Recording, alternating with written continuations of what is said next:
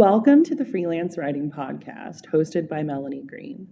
In this space, we'll discuss freelance writing and all of the challenges that comes with running this type of business. In this episode, we're going to discuss whether or not freelance writing is creative. So I wanted to start by really talking about a kind of a funny story. So I have worked as basically the hiring manager, the executive for a kind of large writing and media company for a long time. I worked there for a long time. And one of the jobs that I had was to hire writers. And so we had launched this new internship program with the University of Tampa to have some students come and work for us. Some for compensation, some for not. It really depends on the program that they were in, how many hours a week, the types of roles they would be doing. But I really wanted to solve a problem by creating this internship program. I wanted to make sure that graduates with their bachelor's degree were able to have experience and a portfolio in order to get writing jobs. Because when I graduated, I had no idea what I was doing. I had to really figure everything out. And so it took a long time. I wish that someone had told me more realistically what I would need to do in order to be successful as a writer in general, not necessarily a freelance writer. And so we had proposed this program to the University of Tampa, and we had gone to some hiring events, and we were trying to, we got different types of insurance to make sure that we would be compliant with everything that the university needed us to do to have this internship program. And so anyway, we had a lot of people come from the university setting. So these were 21 and 22-year-olds, mostly juniors and seniors, who were looking to really enhance their resume by getting some hands-on experience. And I was really excited to provide it for them. The most bizarre thing happened, though, when people would come to interview. I realized they had no idea what it was to be a professional writer. They had really unrealistic expectations. And while getting the internship program would probably educate them a little better on what it was like, a lot of them weren't even really interested in what it meant to be a writer.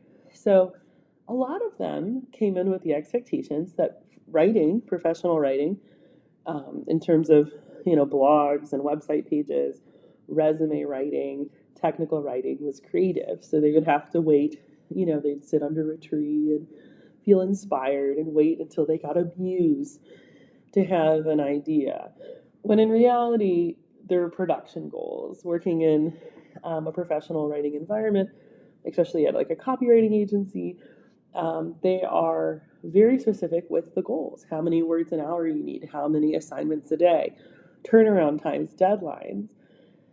While writing inherently is an art form, I don't necessarily think of technical writing and SEO writing and website pages as an art form. It's a business. It's a professional industry. It takes a lot of skills and knowledge, and there are formulas and templates that you need to memorize, deadlines to hit. And so in that way, I don't think it's very creative. When we think of a blog post, we really think of having H2s that are easily broken up into different sections, having it be really scannable, using the right keywords, and having a call to action. And I think a lot of these students really thought of, writing as writing a novel. Even if we think of some of the most prolific novel writers of our lifetime, so I think of Stephen King, he has daily goals. He writes 4,000 words a day, whether that takes him all day or a couple of hours.